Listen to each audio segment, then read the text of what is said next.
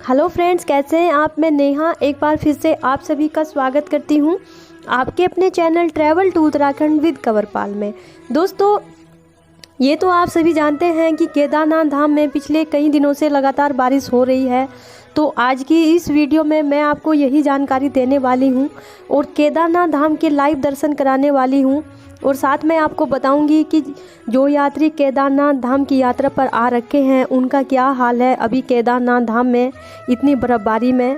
और साथ ही आपको ये भी बताऊंगी कि क्या आपको अभी केदारनाथ धाम की यात्रा करनी चाहिए या नहीं। तो आपसे रिक्वेस्ट है कि प्लीज़ आप वीडियो को पूरा देखिए, ज़्यादा से ज़्यादा इस वीडियो को शेयर कीजिए और हमारे चैनल को सब्सक्राइब कीजिए। तो दोस्तों, जैसा कि आप सभी जानते हैं कि जब से केदारनाथ धाम के कपाट खुले हैं तब से केदारनाथ धाम में लगातार बर्फ़बारी हो रही है। लेकिन जो श्रद्धालु हैं जिन्होंने अभी पहले से ही रजिस्ट्रेशन करवा रखा था केदारनाथ धाम की यात्रा का, तो आप देख रहे हैं कि चारों तरफ आपको बर्फ़ ही बर्फ़ केदारनाथ धाम में देखने को मिल रही है। और जो यात्री केदारनाथ धाम की यात्रा पर आए हुए हैं उनका बहुत बुरा हाल हो रखा है केदारनाथ में, क्योंकि ना तो उनके लिए खाने के लिए भी यहाँ पर काफ़ी प्रॉब्लम हो रही है और रहने के लिए भी, क्योंकि जो टेंट हैं इतनी भारी बर्फ़बारी में टेंट ज़्यादातर वज़न नहीं संभाल पा रहे हैं बर्फ़ का। इसीलिए यहाँ पर ज़्यादा परेशानी केदारनाथ में यात्रियों को उठानी पड़ रही है, क्योंकि घंटों तक लाइनों में लगने के बाद भी दर्शन नहीं हो पा रहे हैं इतनी बर्फ़बारी में। क्योंकि यात्री ज़्यादा से ज़्यादा यहाँ पर बीमार हो रहे हैं ठंड की वजह से। इतनी बर्फ़बारी केदारनाथ धाम में अभी आपको देखने को मिल रही है।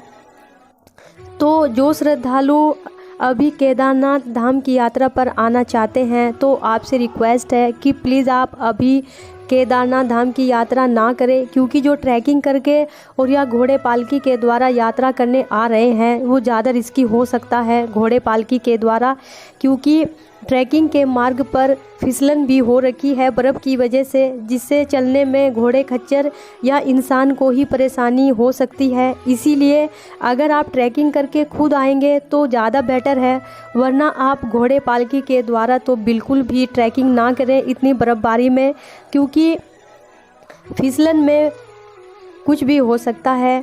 क्योंकि बर्फ़ की वजह से ज़्यादा फिसलन हो रखी है केदारनाथ की ट्रैकिंग पर। इसीलिए आप अभी केदारनाथ की यात्रा को स्किप करें। 12 मई के बाद आप अपना प्लान बना सकते हैं केदारनाथ धाम की यात्रा का, क्योंकि 50 सालों के बाद रिकॉर्ड तोड़ बर्फ़बारी केदारनाथ धाम में मिल रही है।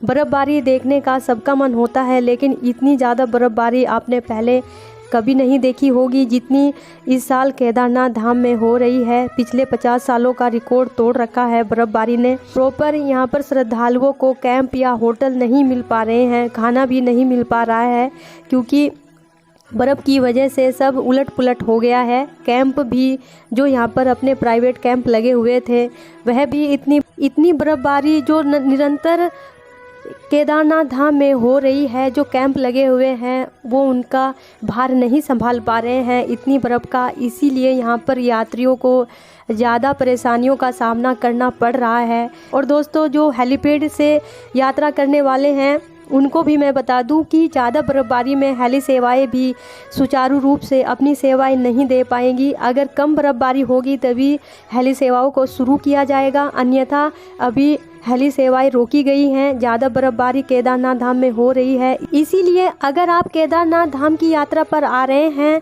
तो थोड़ा रुक कर आएँ, अभी केदारनाथ की यात्रा को स्किप कीजिए। तीनों धामों में इतनी बर्फ़बारी नहीं है जितनी केदारनाथ धाम में देखने को मिल रही है। यहाँ पर यात्री ज़्यादा परेशान हो चुके हैं।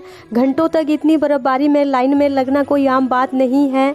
इसीलिए मैं आपसे रिक्वेस्ट करती हूँ कि प्लीज़ आप थोड़ा रुक कर आएँ केदारनाथ की यात्रा पर, क्योंकि यहाँ पर बर्फ़बारी ने पिछले 50 सालों का रिकॉर्ड तोड़ रखा है। इतनी बर्फ़बारी यहाँ पर केदारनाथ की धाम में हो रही है जो आप देख रहे हैं।